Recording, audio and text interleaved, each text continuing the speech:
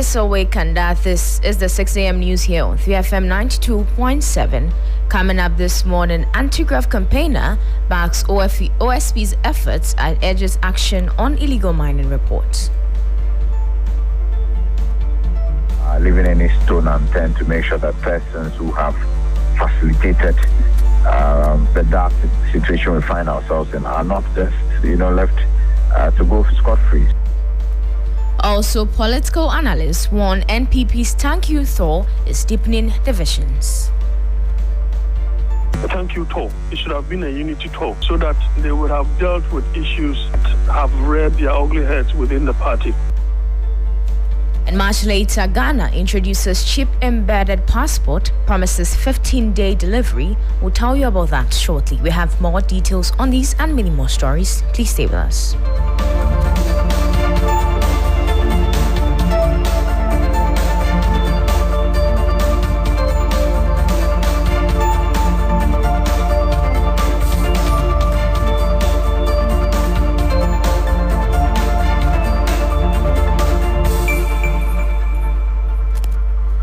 I am Enyunam Haliga. Now the details. An anti-graft campaigner, Adam Senanu, has welcomed the Office of the Special Prosecutor's progress in prosecuting illegal mining cases, stressing the need to hold facilitators accountable.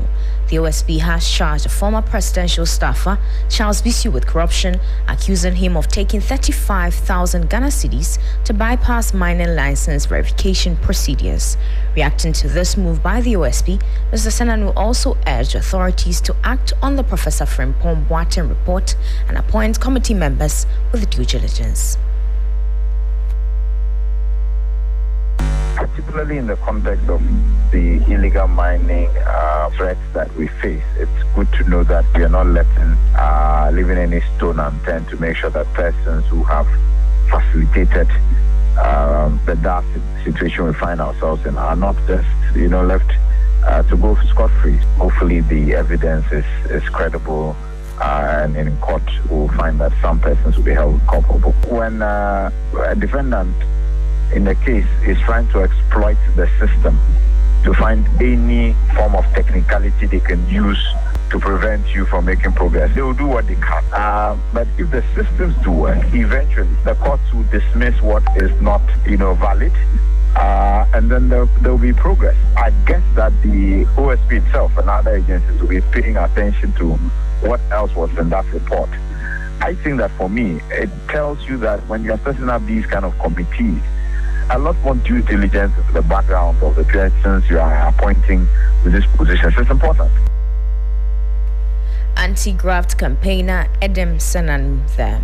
Now, political analyst Dr. Jonathan Asante says the NPP's thank you tour is deepening internal divisions rather than fostering unity.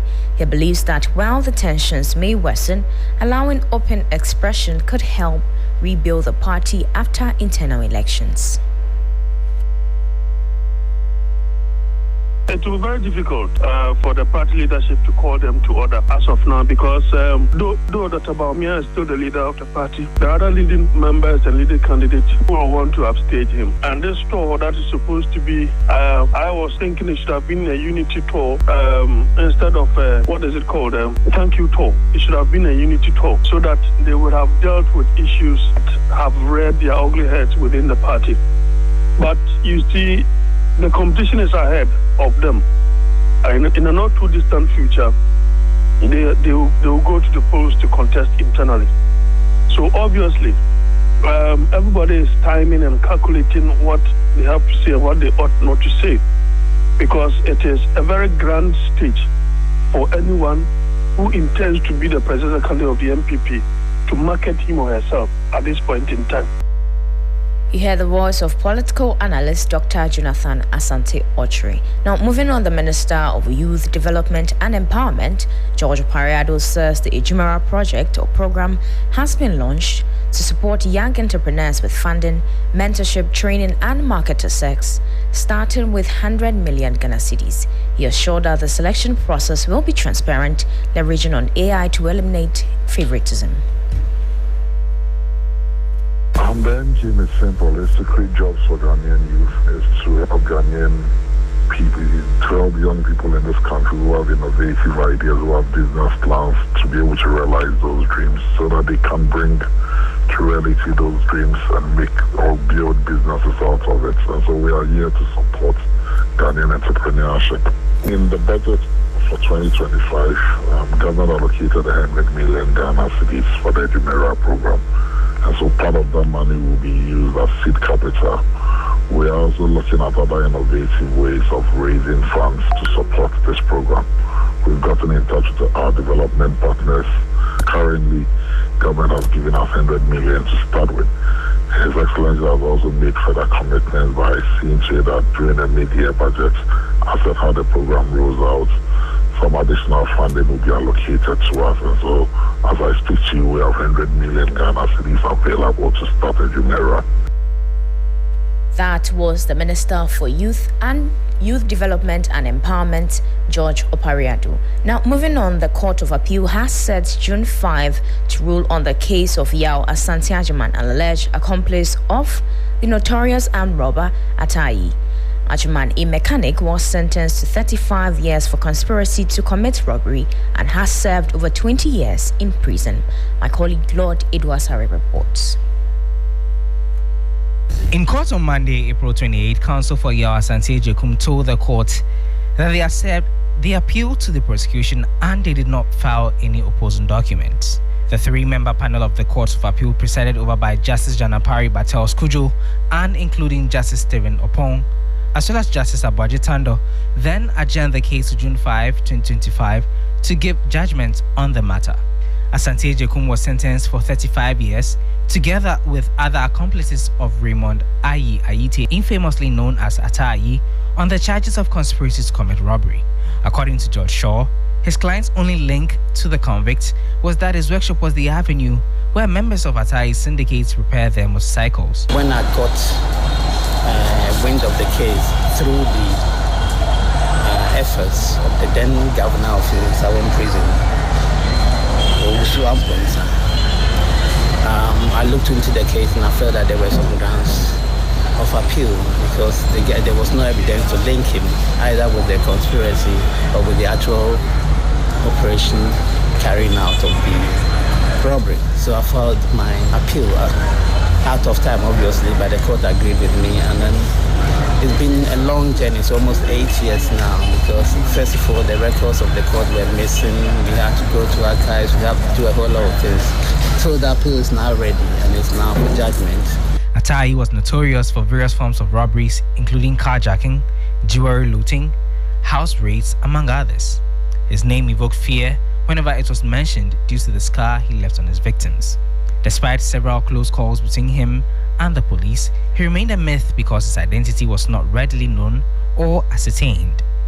Luck, however, ran out on him when he was picked up at his hideout by the police during one of the sting operations from a tip-off in February 2005. An Accra Fast-Track High Court sentenced him to 70 years and 20 years in separate cases of armed robberies. Well, on June 5, Yao Asante Agyemang will be hoping that the odds will go in his favor as the Court of Appeal give their judgment referring to his appeal. We'll see how things will pan out when we return on the due date. Lord Idwasare, TVC News, Accra. That was a report of my colleague Lord Idwasare. Now, before we go, all passport applicants in Ghana will receive a chip-embedded passport delivered within 15 days of application. That's according to the Foreign Affairs Minister, Samuel Okudzeto Ablakwa. Mr. Ablakwa said this when he launched the initiative in Accra on Monday, April 28, 2025. Cabinet has approved a reduction of the ordinary passport fees from 500 Ghana cedis to 350 Ghana cedis. You will not be charged extra fees for delivery. We have worked out the payment of the delivery service as part of the fee structure. So when you pay the 350 soon, when Parliament approves the fees and charges, or those who ask for expedited service and you are paying probably 680 cedis, the delivery is embedded. You don't have to pay separately.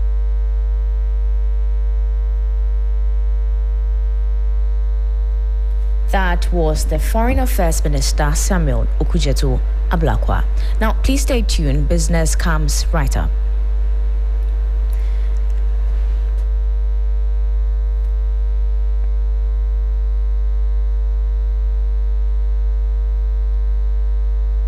Accra, Ghana, Africa, and worldwide.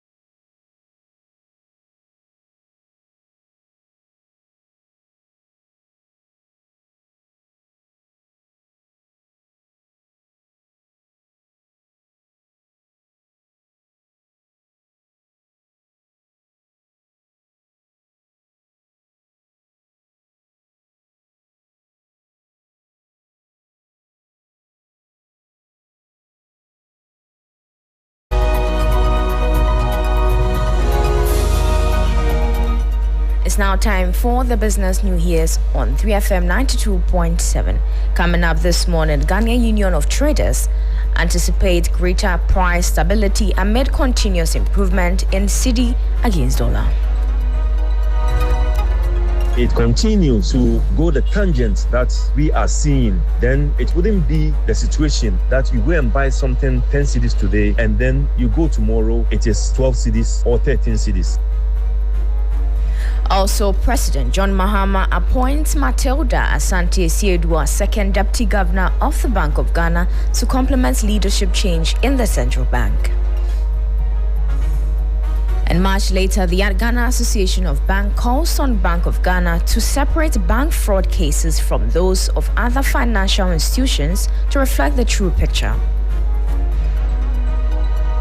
Apart from two of the fraud typologies, which is ATM fraud and POS fraud and remittance fraud, all the other 11 fraud typologies recorded decline. We'll bring you details of these and many more stories. Please stay with us.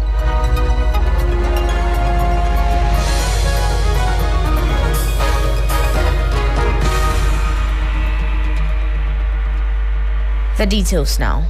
Now, the Ghana Union of Traders Association, GUTA, says consumers could see greater price stability if the Ghanaian cedi continues its recent appreciation against the US dollar. The cedi is currently trading at 14 cedis.55 pesos to the dollar on the interbank market after hovering around 15.5 cedis for much of the year. Now, speaking to 3 Business, the Vice President of GUTA, Clement Boateng, welcomed the cedi's rebound, describing it as a positive development for the traders and customers alike. It is in the interest of the business community and, for that matter, the general economic situation of the country that the cedi, will continue to enjoy the stability that we are seeing at least for this first quarter of this year. If it continues to go the tangent that we are seeing, then it wouldn't be the situation that you go and buy something 10 cedis today and then you go tomorrow, it is 12 cedis or 13 cedis. It will then enable the business community to plan and make projection, and also prices will also be stable. So we are being comforted by the statement given by the governor that the days of excessive volatility or depreciation of the cedi against the dollar is coming to an end. It is also refreshing to be assured by the governor that the cedi will also continue to be preserved. The cedi will also continue to enjoy the preserve of the current stability that we are enjoying. And this has come about as a result of enough reserve that the bank has and also the gold purchase program. That was the Vice President of the Ghana Union of Traders Association, Clement Boateng. Meanwhile, the public is urging the government to sustain efforts at stabilizing the cedi. While some say the current rate is welcoming, others believe more must be done to ensure that cedi continues to appreciate against the dollar. That one is very good. So we pray that it will come down more and more and more. Then the economy will be stable. Accra, there's the notion that it's quite expensive to buy stuff here than in Kumasi. So I feel we should try our best and do some decentralization and then enhance the living stages in various places. Because if that happens, then I feel we're on a good stand. But I think it should be like this. 14 is not bad. It should be like that. But it's just the living standards of the country that we should work on. More should be done for it to come low because it helps in reducing the price of goods and services in the country. Because, for example, when our mothers go to those places to pick things to come and sell, they tell us the dollar is up, so we have to increase the price and this and this. But I think if they reduce it, when they come back with the things, they will reduce the price for us, and that's good for me. Now, moving on, the Ghana Association of Forex Bureau is urging the public to avoid doing business with Forex Bureau that fail to issue official receipt or VAT invoices. Now, according to the association, the practice is unprofessional and illegal. The association also called on Ghanaians to report such operators directly to the Bank of Ghana for sanctions to be taken. The call comes as part of a broader campaign to sensitize the foreign exchange sector, which plays a crucial and critical role in Ghana's economy by facilitating access to foreign currencies for businesses, travelers, and individuals. Now, in a move set to strengthen the leadership of the Bank of Ghana, President John Dramani Mahama has appointed Matilda Asante-Asiedu as the new second deputy governor of the central bank. This appointment follows the provision of Section 17 of the Bank of Ghana Act 2002, that's Act 612, as amended. But who is Matilda Asante-Asiedu? There's more in the following report. Matilda Asante-Asiedu, a highly accomplished banker and corporate leader, steps into the role with extensive experience in both banking and management. Prior to this, she served as the group head of retail banking at Access Bank Ghana PLC, where she made significant contributions to the bank's growth and operations. Her qualifications include an MBA in marketing from the Gimpa Business School and an MA in journalism studies from Cardiff University. She also holds diplomas in journalism from the Ghana Institute of Journalism and in politics and public affairs reporting from the International Institute of Journalism in Berlin. Furthermore, Matilda Asante-Asiedu is a chartered executive banker, recently earning her certification from the Chartered Institute of Bankers in Ghana. She has participated in several high-level executive programs at renowned global institutions such as Oxford University Said Business School and the Wharton School of the University of Pennsylvania. In her new role at the Bank of Ghana, Mrs. Asante-Asiedu will bring a wealth of experience in banking, corporate governance, and policy, all of which are crucial as the bank continues its mandate to ensure financial stability and economic development in Ghana. That was a 3 Business News Desk report on the appointment of Matilda Asante-Asiedu as the new second deputy governor of the Bank of Ghana. Now, the Association of Banks is calling on the Bank of Ghana to separate cases related to the banking sector from those of specialized deposit-taking institutions and payment service providers in its fraud report. The calls follow the release of the 2024 report, which showed a 33% increase in staff involvement in fraud-related incidents. Now, the chief executive, Johnnie, argues that combining the figures fails to accurately reflect the true performance and integrity of the banking sector. Apart from 2 of the fraud typologies, which is ATM fraud and POS fraud, and remittance fraud, all the other 11 fraud typologies recorded decline when you pick the banks on a standalone. But when it comes to staff fraud, it's joined together, and it's very difficult to disaggregate to say how much of this 365 relates to banks only and how much of it relates to the SDIs. And I say this because of, if you drill down into the staff fraud, you will find that out of the 365, 275 resulted from cash suppression and cash theft, which normally happens within the environment where staff of banks or SDIs are sent to the field to collect cash from market women, shops and the like. And as far as I know, a lot of banks have discontinued that service, where people go to the floor to be collecting physical cash. And those who are doing it, they have introduced devices that enables the depositor to know that instantly my cash has been collected and my account has been credited. That was the Chief Executive of the Ghana Association of Banks, John Iwa. Now let's take a look at how the cedi is faring against major trading currencies and how key commodities are also faring on the global market.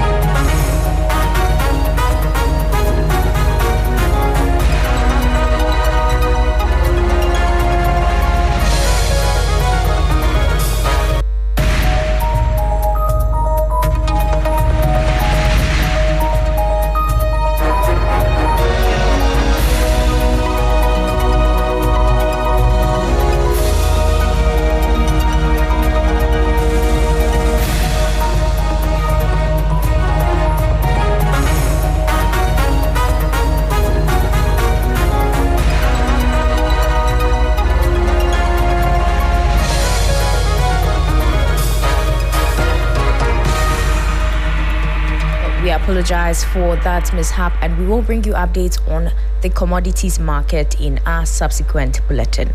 That's our package this morning. For more news, please log on to 3news.com. I am Enyunam Haliga. 3 News Serious. Sunrise continues.